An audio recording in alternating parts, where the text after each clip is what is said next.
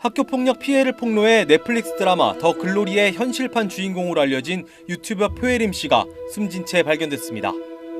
소방당국에 따르면 10일 낮 1시쯤 부산 부산진구 초읍동 성지곡 수원지에 사람이 빠졌다는 신고가 119에 접수됐습니다. 출동한 119 구조대가 수색을 벌여 3시간 만에 숨진 표 씨를 발견했습니다. 표 씨는 앞서 유튜브에 이제 그만 편해지고 싶습니다라며 극단적 선택을 암시하는 동영상을 올렸습니다.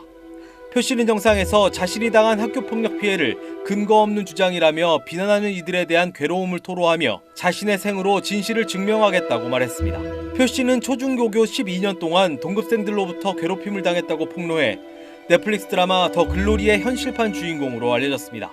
이후 전국의 학교폭력 피해자와 연대하며 학교폭력의 공소시효를 없애기 위한 노력을 해왔습니다.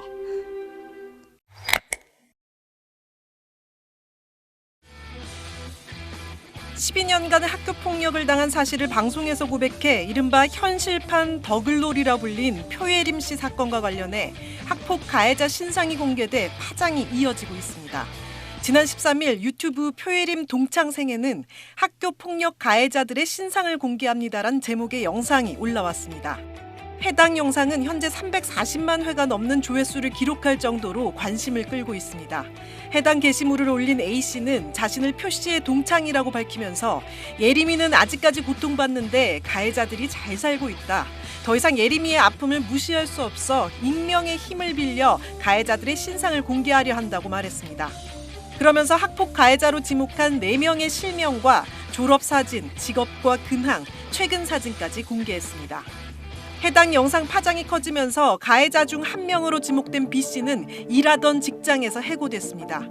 B씨가 일한 것으로 알려진 미용실은 입장문을 내고 사건을 인지한 뒤 해당 직원을 바로 계약 해지 조치해 현재 매장에 출근하지 않는다며 브랜드 이미지 실추를 생각해 해당 직원에게 별도의 법적 조치가 진행될 예정이라고 밝혔습니다. SBS 한지연입니다. 한 방송에서 12년 동안 학교 폭력에 시달렸다고 밝힌 표예림 씨. 최근 가해자로부터 전화 통화가 걸려왔다고 하는데요.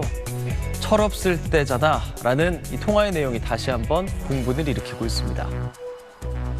표 씨는 자신의 유튜브 채널에 가해자에게 연락이 왔다는 제목의 영상을 올렸습니다. 녹취록에서 가해자는 솔직히 너에게 했던 짓이 다 기억이 나진 않지만 조금 심했던 건 기억한다고 일단 사과하는 모습은 보였습니다. 이에 표 씨가 난 세세하게 기억한다고 하자 가해자는 그때는 나도 어렸다. 철없을 때였지 않냐고 변명을 내놨다고 합니다. 녹취 공개 이후 표 씨는 이게 가해자가 피해자에게 사과하는 모습이라고 생각이 되냐며 아무도 진심 어린 사과를 하지 않았다고 토로했습니다. 앞서 표 씨 지난달 한 방송에 출연해서 초등학교, 중학교, 고등학교까지 12년 동안 학교 폭력을 당했다고 고백했는데요. 당시 표 씨가 가해자들에게 연락을 시도하자 그들은 네가 표해교냐? 남의 인생에 침범하지 말라며 뻔뻔한 태도를 보였다고 했습니다. 초중고 내내 12년간 학교 폭력에 시달린 사연이 알려진 표예림 씨. 최근 반성 없는 가해자 4명의 신상이 인터넷에 공개됐죠. 이 동창생이라고 밝힌 사람이 올린 영상이었는데 그 가해자들이 오늘 표예림 씨에게 내용 증명을 보내왔습니다. 사과하란 겁니다. 표예림 씨가 받았다는 내용 증명입니다. 명예훼손과 관련된 법조항이 줄줄이 적혀 있습니다. 그리고는 다음 주 목요일까지 자신들의 실명과 관련 영상을 삭제하고 사과의 글을 게재한 뒤 사과문을 우편으로 통지하라고 요구합니다. 최근 유튜브에 올라온 신상 공개 영상에 등장하는 가해자 2명이 보낸 내용 증명입니다. 신상을 공개하는 영상을 올린 폭로자는 자신을 동창생이라고 밝혔을 뿐 구체적인 신원은 알려지지 않고 있습니다. 오늘 내용 증명이 왔어요. 가해자들이 저에게 내용 증명을 보냈습니다. 명예훼손으로 내용 증명이 왔고 자신들이 원하는 것은 발신인의 실명 삭제, 발신인과 관련된 일체의 내용 삭제, 발신인에 대한 사과글 게재와 사과문 우편 통지를 요구한대요, 저한테. 그 영상은 제가 올린 게 아닙니다. 폭로자는 피해자는 여전히 고통받는데 가해자들은 잘 살고 있다며 신상 공개 이유를 밝혔습니다. 영상을 통해 가해자들이 육군 군무원, 미용사 등으로 일하고 있다는 사실과 함께 개명을 한 가해자 이름까지 알렸습니다. 파장이 커지자 미용사로 일하는 가해자는 해고됐습니다. 군 당국에선 법적으로 조치할 근거가 없음을 안타깝게 생각한다고 밝혔습니다.